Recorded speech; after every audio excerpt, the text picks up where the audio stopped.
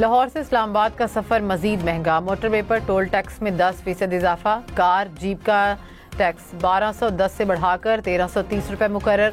Wagon को 2240, बस को 3130 रुपये देना होंगे। ट्रक का टोल टैक्स 4460 से 7460 रुपये तक का होगा।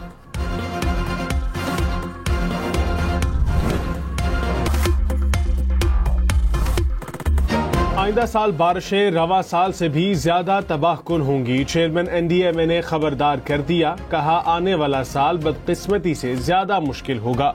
बारिशों की शिद्दत 22% से ज्यादा हो सकती है। दर्जा हरारत बढ़ता रहा तो जल्द ग्लेशियर खत्म हो जाएंगे। मॉनसून का मौजूदा दबाव 10 सितंबर तक रहेगा।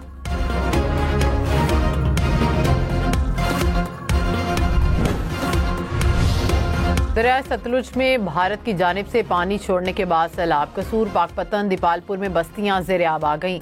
कसूर के 50 से ज़ायद देहात का ज़मीनी राबता मुनक़ता। दरिया पर बनाए गए 10 से ज़ायद आर्जी हिफाजती बंद टूट गए। 7000 एकड़ से ज़्यादा ज़राई रकबा डूब गया। पानी घरों और दही आबादियों में दाखिल। बहावलपुर में माड़ी कासिम शाह के मकाम पर ज़मीनी कटाव शिद्दत इख्तियार कर गया। मुतासरा इलाकों में दफ़ा 144 नाफिज। पाक फौज तलब। कसूर और ओकाड़ा से हज़ारों अफराद की महफूज मकाम पर मुंतकिली। बहावल नगर, बहावलपुर और बिहाड़ी में भी सैकड़ों अफराद ने बस्तियाँ छोड़ दी।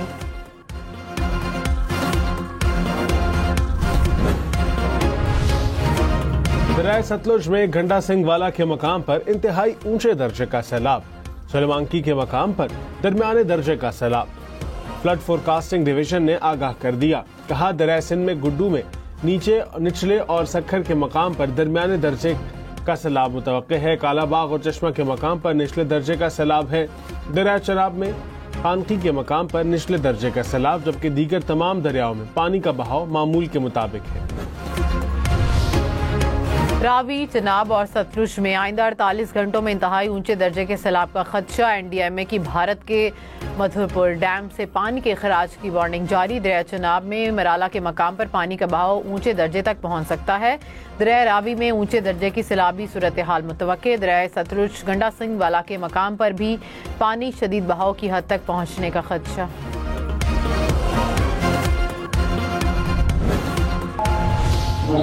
कमीशन साहब के पक्का की तरफ से ऐलान किया जाता है कि दरियाए सतलुज में इंतहाई ऊंचे दर्जे का सैलाब का खतरा है। लिहाजा आप अपने कीमती सामान, माल, मोशी जरूरियात जिंदगी की फौरी तौर पर किसी महफूज जगह पर मुंतकिल कर लें। दरिया सतलुज में कहरोड पक्का के मकाम पर तोगयानी। कई देहात का जमीनी रास्ता कट गया। पानी का बहाव तेजी से आबादियों की जानिब बढ़ने लगा। मसाजिद में हिफाजती इक़दामात के लिए ऐलानात। दरिया चुनाब में चिन्योट के मकाम पर पानी की सतह मुसलसल बुलंद होने लगी। मुतासरा इलाकों में दफा 144 नाफिज। मसाजिद में ऐलानात के जरिए लोगों को महफूज मकामात पर मुंतकिल होने की हिदायत।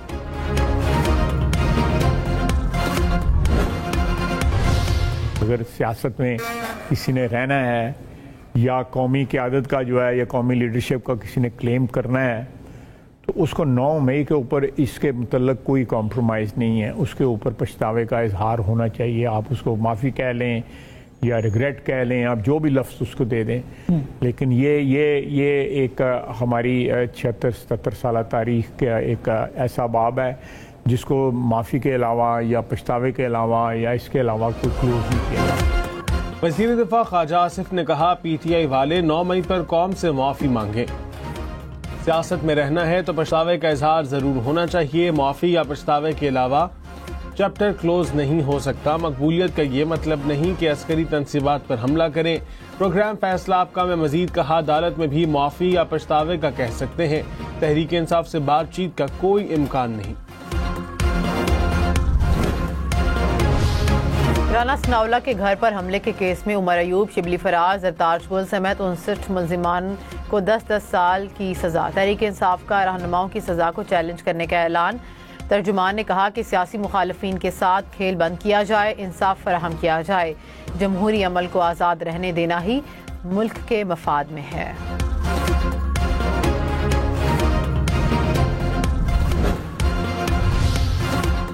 वज़ीर-ए-आज़म के मुशीर राना सनाउल्लाह ने कहा, 9 मई को मेरे घर को आग लगाने की कोशिश की गई, पुलिस की वजह से ये कामयाब नहीं हो सके।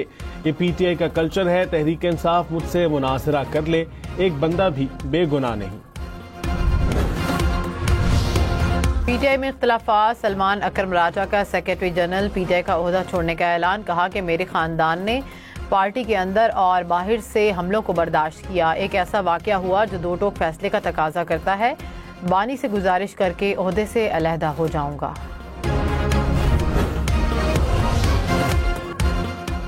पेशावर हाई कोर्ट ने इलेक्शन कमीशन को जरताज गुल के खिलाफ मजीद कार्रवाई से रोक दिया।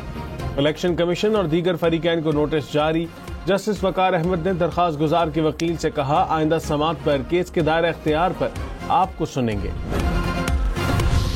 जफरवाल में मुसलधार बारिश से नशेबी इलाके ज़िराब आ गए। नाला टेक में सैलाबी सूरत हाल। शकरगढ़ में मुसलधार बारिश के बाद नशेबी इलाके पानी से भर गए। पानी घरों और दुकानों में दाखिल हो गया। शेखुपुरा, सियालकोट समेत पंजाब के मुख्तलिफ शहरों में भी बारिश। लाहौर में भी रात गए बादल बरसे। आज़ाद कश्मीर में नीलम में बारिश। हुकाम की खैबर पख्तूनख्वा, खिते पोठोहार और सिंध में मजीद बारिशों की पेशगोई।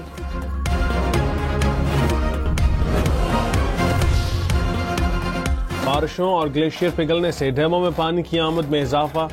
फ्लड फोरकास्टिंग डिवीजन के मुताबिक तरबेला डैम की गुंजाइश 1550 फीट है। सिर्फ 1 फीट पानी की गुंजाइश मौजूद है। मंगला डैम की गुंजाइश 1242 फीट है, जबकि 1220 फीट पानी जमा हो चुका है।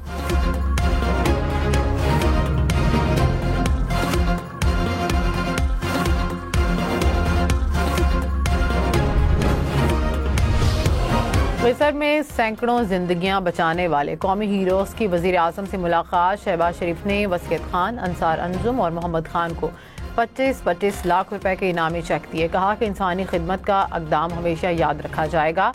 पूरी कौम को आप पर फख्र है। आप क्या बनना चाह रहे हो जब आप बड़ा हो जाते हैं? पायलट बन जाएंगे। आपने देखा कैसे हमारे पायलट्स ने वो भारत का हवाई जहाज गिराए थे जब जंग हुआ था? आपको किसी ने बताया है? नहीं, वाला आप देखिए, इंशाल्लाह ताला आप बड़े होके पायलट भी बन जाएंगे और नेक्स्ट टाइम आप उनको जहाज गिरा देंगे ना। बिलावल भुट्टो की सैलाब मुतासरा इलाकों में बच्चों से गुफ्तगू। पूछा, आप बड़े होकर क्या बनेंगे? बच्चे ने जवाब दिया, पायलट बनूंगा। बिलावल बोले, आप पायलट बने और दुश्मन के जहाज गिराएं। बिलावल भुट्टो ने लाड़काना में सैलाब से मुतासरा अफराद के लिए बने घरों का जायजा लिया। खवातीन में घरों के मालिकाना हुकूक की दस्तावेजात तकसीम की।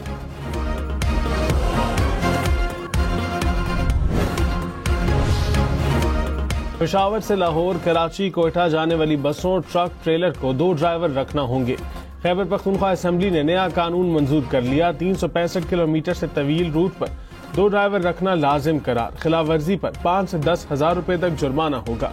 हैवी और पब्लिक ट्रांसपोर्ट पर इत्तलाक होगा।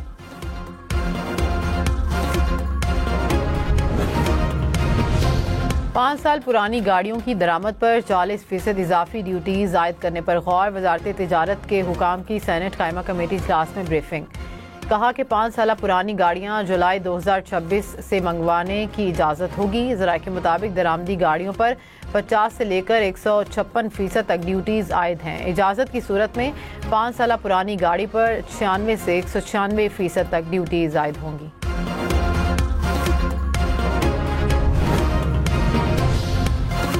पाकिस्तान स्टॉक मार्केट में उतार चढ़ाव। कुछ देर पहले इंडेक्स 1,48,000 पॉइंट्स की सतह पर। इंटरबैंक में डॉलर 10 पैसे सस्ता, कीमत 281 रुपए 78 पैसे हो गई।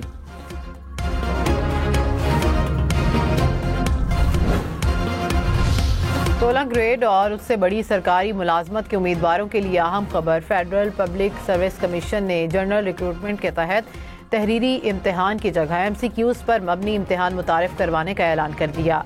गलत जवाब पर नेगेटिव मार्किंग होगी। इतलाक 21 सितंबर से होगा। नया निज़ाम CSS इम्तिहान पर लागू नहीं होगा।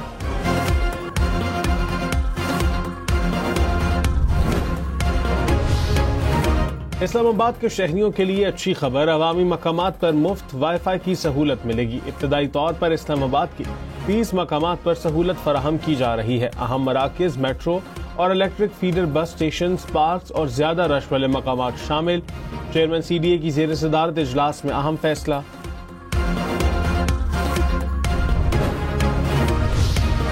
स्पीकर पंजाब असम्बली मलिक अहमद खान का दरिया सतलुज के सैलाबी इलाकों का दौरा। मौजूदा सैलाबी सूरत हाल का तफसीली जायजा लिया। सैलाबी इलाकों के मुतासरीन को फौरी इनखला की हिदायत। कहा कि मुतासरा खानदानों को रिलीफ की सरगर्मियों में किसी किस्म की कोताही न बरती जाए। हुकूमत मुश्किल वक्त में सैलाब मुतासरीन को तनहा नहीं छोड़ेगी।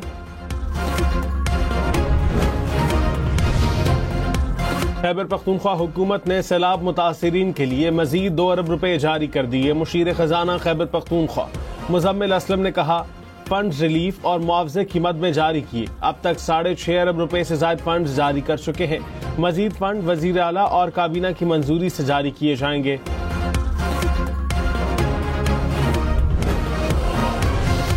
पाक फौज की बालाकोट के सैलाब से मुतासरा इलाकों में इमदादी सरगर्मियां। मेडिकल कैंप में 1300 से ज्यादा अफराद को तिबी सहूलियात फराहम की गईं।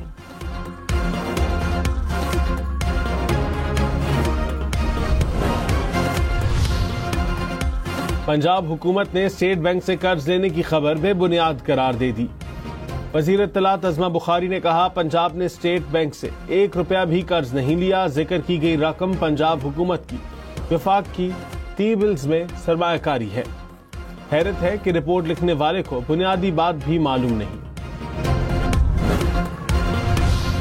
वज़ीर आला सिंध मुराद अली शाह से वर्ल्ड बैंक की नई कंट्री डायरेक्टर की मुलाकात। सेल्स टैक्स ऑन सर्विसेज और प्रॉपर्टी टैक्स को मजीद बेहतर करने पर इत्तफाक। गैर तरक्याती खराजात में कमी पर भी तफसीली बातचीत। वज़ीर आला ने कहा कि सिंध रेवेन्यू बोर्ड को बेहतरीन टैक्स कलेक्शन इदारा बनाया। गैर तरक्याती बजट को कंट्रोल कर रहे हैं।